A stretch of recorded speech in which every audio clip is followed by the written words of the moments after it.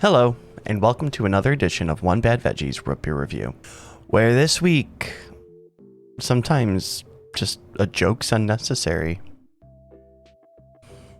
And the reason why a joke is unnecessary this week is because I'm going to be drinking some Bear Wizz. See, the joke's built right in. Bear Wizz is a root beer I have never actually tried before, so it's a new one. Formerly called Moose Wizz, but I believe that there was some sort of litigation with a Moosehead Brewery or something like that, and they had to change their label and their name and stuff like that. So, formerly Moose Wizz, currently Bear Wizz, and I'm gonna put it in my mouth. Again, feeding into fetishes is bad. All right, so let's go ahead and get right into the ingredients, okay? See, the funny part about this one is I actually had to go online and find the ingredients because I'll show you in a minute here. The label on my bottle is ripped. And something interesting, too, that was about this label. Well, you know what? Here, hold on. Speaking of the ingredients, roar, right there. Spring water, cane sugar, honey, flavor enhancers. I'm wondering about that one. It says that the flavor enhancers are root beer flavoring, oil of wintergreen, anise, clove, licorice, vanilla, and others. Interesting. I mean, that's pretty basic stuff for a root beer. But you don't usually see it like labeled as its own thing. Sometimes you see like extract and stuff like that, but I think that's really interesting that they have them as flavor enhancers in the drink. Anyway, so yes, let's take a look at the label here. As you can see, I love that art. I really do.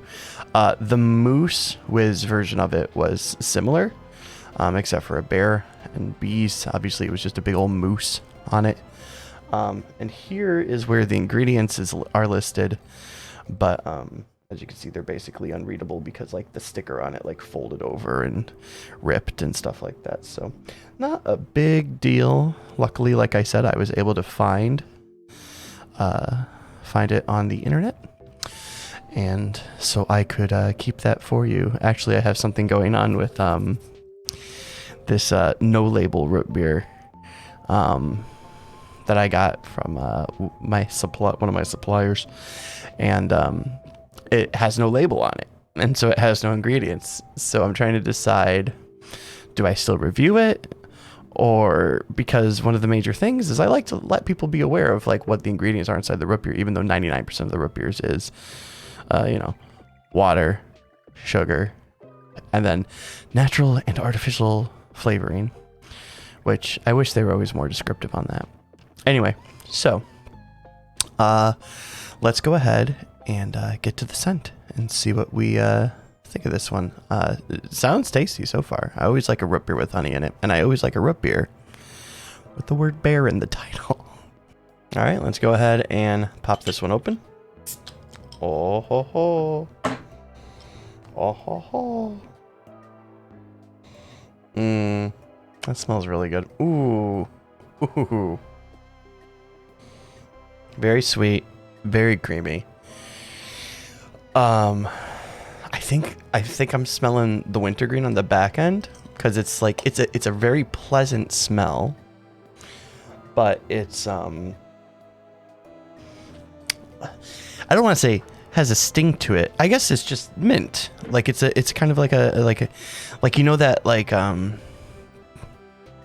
fresh air kind of feeling that you get from like eating a mint or something like that. It's got kind of like that on the back end of the scent. I think that's super interesting.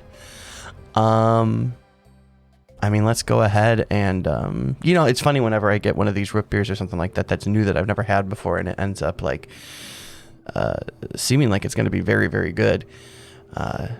Sometimes the reviews are a little bit quicker because I'm just excited to get into the part where I actually get to drink it. So let's go ahead and check the pour in the foam. All right, let's go ahead and check the pour and the foam, the head. Let's see how good it looks.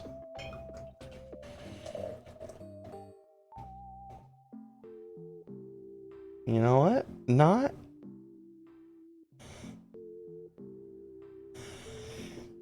very, very kind of good looking.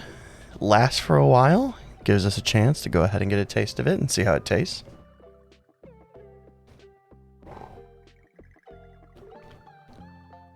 Wow, that's very sweet, very, very, very creamy, and again, the wintergreen. You know, I think they put wintergreen flavoring in a lot of different root beers, but I just don't think it's super apparent. Like it's not real. It's not in the forefront, and it's not really in the aftertaste. It's really nowhere to be found. But it's such a common ingredient in root beer. Like it would surprise me if there wasn't like a little bit in most of them. It's just I think that most of them don't like to accentuate it, and this one I feel like really accentuates it. And I think that so far, it's been a very good thing. So, I guess I'm ready to go ahead and dive in for the taste test for this one. So, let's go ahead and get to it. All right, here we go, doing the taste test. Bottoms up. I'm not gonna mince words on this one. It's very good. It's very, very good. Like, first couple of drinks into it, I already knew what I was going to give this one. It's great. Obviously I'm not going to say just yet, but I am thoroughly impressed. I can say that I like the fact that the wintergreen is mostly in the scent, a little bit in the foam, but it's not overpowering once you actually start to drink it. It's not like it has some kind of like weird minty flavor to it. In fact, it's mostly very sweet, very vanilla, very creamy. However, like you can almost taste like the licorice on like the edges of your tongue.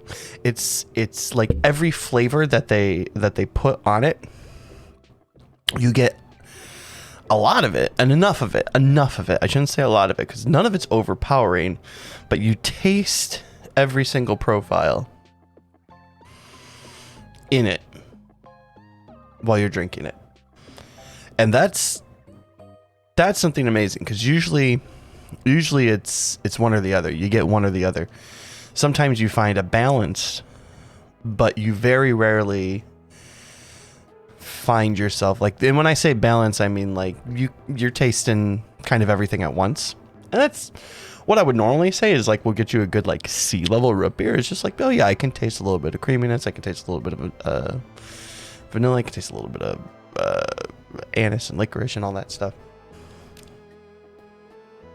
But this almost is like, depending where you let the thing hit your tongue, you're tasting something different, which is I found that to be very cool.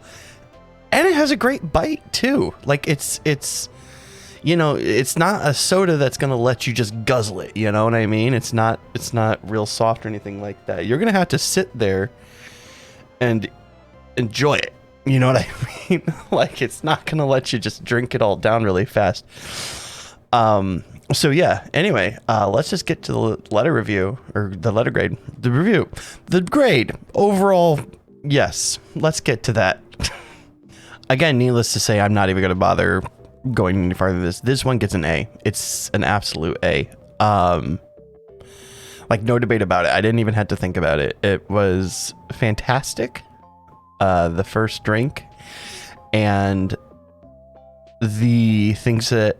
the kind of complexity that I enjoy was like super apparent in this one. Normally I say, usually it needs to do something a little bit special to get an A, maybe something out of the ordinary.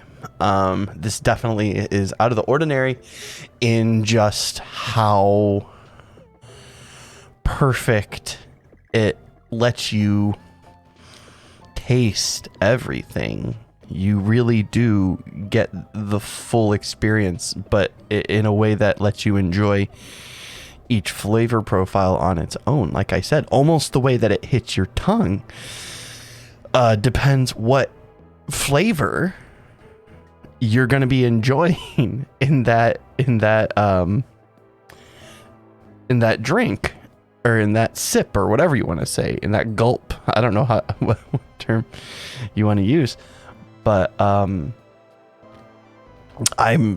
blown away by it. I wish this was more readily available. Like, I wish I knew a store that sold 6-packs of this stuff, because it's all I would drink. It's very good. I'm not gonna go ahead and say it's my favorite root beer of all time, because I still feel like I still devoted to Sprecher's, but this might be a close second. Like, no kidding. It's really good. So yeah, like I said, I give it an A. So that's it for this review. If you enjoy the reviews, go ahead and like this video and subscribe to get more of them. I release one every Friday. At least that's the goal from now on. So, and with that, there's not much more else to say. So I hope you had a good time.